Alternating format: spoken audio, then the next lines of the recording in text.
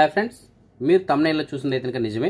ప్రస్తుతానికి మన భారతదేశం మరియు పాకిస్తాన్ మధ్య ఉన్నటువంటి ఉద్రిక్త పరిస్థితులు ఏవైతే ఉన్నాయో, ఈ యుద్ధ వాతావరణం ఏదైతే ఉందో, ఈ కాల్పులు ఏవైతే జరుగుతున్నాయో ఇది ఇక ఆగినట్లే మనం చెప్పుకోవాలి.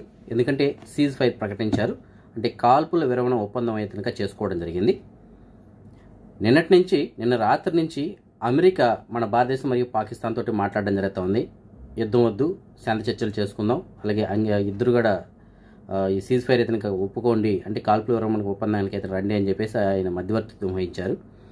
దీనిపైన ఇవాళ మధ్యాహ్నం 3:35 పాకిస్తాన్కి సంబంధించినటువంటి డీజీఎంఓ, మన భారతదేశానికి సంబంధించిన డీజీఎంఓ తోటి ఫోన్ చేసి మాట్లాడడం జరిగింది.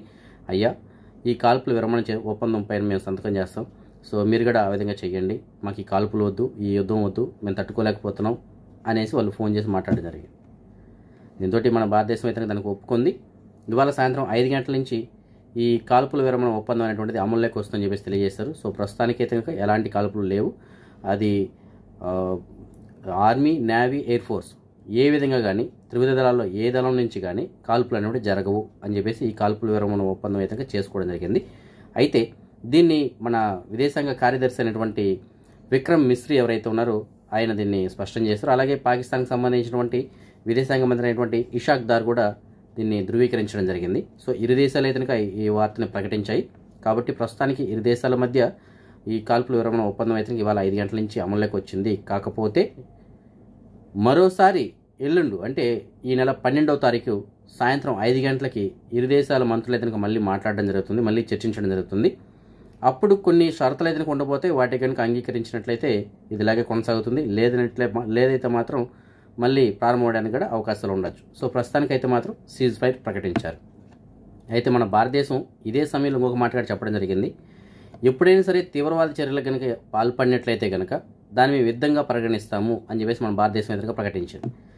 అంటే పాకిస్తాన్కి సంబంధించిన వాళ్ళు ఎప్పుడైనా సరే, ఏ టెర్రరిస్టులు అయినా సరే, ఏ తీవ్రవాద గ్రూప్ అయినా సరే మన భారతదేశం పైన ఎలాంటి చిన్న దాడి చేసినా సరే దాన్ని మేము యుద్ధంగానే పరిగణిస్తాం. అంటే వాళ్ళు మనం ఏమి ఆలోచించాల్సిన అవసరం లేదు, డైరెక్ట్గా అటాక్ చేయడమే. ఇంకా మనం యుద్ధం ఏ విధంగా అయితే స్టార్ట్ అవుతుందో ఆ విధంగా మనం వారిపైన అటాక్ చేయడమే.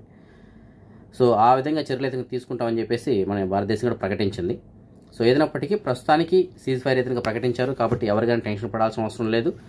అలాగే ప్రస్తుతానికి మన భారతదేశానికి వెళ్ళడానికి విమానాలు ఆగిపోతున్నాయని చెప్పేసి చాలామంది పుకార్లు అయితే లేపేస్తారు. సో విమానాలు అయితే ఏం ఆగలేదండి. కేవలం బార్డర్లో ఉన్నటువంటి రాష్ట్రాలు ఏవైతే ఉన్నాయో అక్కడ ఉన్నటువంటి విమానాశ్రయాలకు మాత్రమే అది తీసుకురావడం జరిగింది. అయితే ప్రస్తుతానికి అది కూడా ఇక కాల్పుల విరమణ ఒప్పందం వచ్చింది కాబట్టి అవి కూడా నెమ్మదిగా అన్ని ఓపెన్ చేస్తారు.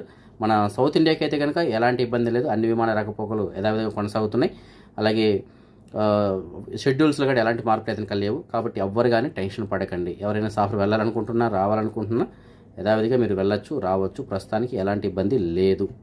అయితే ఈ సీజ్ ఫైర్ అనేటువంటిది దీనికి సంబంధించిన తదుపరి చర్చలు ఎల్లుండు చెప్పాను కదా, 12వ తారీఖు సాయంత్రం 5 గంటలకు ఉంటాయి. ఆ చర్చల తర్వాత ఏంటి, దీనికి పూర్తిగా ఫుల్ స్టాప్ పడుతుందా, లేకపోతే మళ్ళీ కొనసాగే అవకాశాలు ఉంటాయా ఏంటి అనేది తర్వాత తెలుస్తుంది మనకి.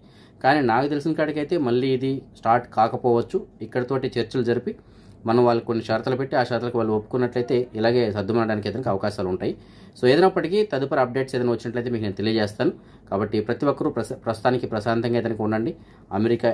అమెరికా ద్వారా జరిగినటువంటి చర్చలు ఏవైతే ఉన్నాయో, ఇరు దేశాల మధ్య ఈ ఒప్పందం ఏదైతే ఉందో అది అమల్లోకి వచ్చింది. ఎట్టకేలకి పాకిస్తాన్ మాత్రం తోక ముడిచింది. దేహి అంటూ మన భారతదేశాన్ని అడ్డుకోవడం జరిగింది. ఎట్టకేలకి మన భారతదేశం క్షమించి ఈ సీజ్ ఫైర్కి అయితే కనుక ఒప్పుకుంది.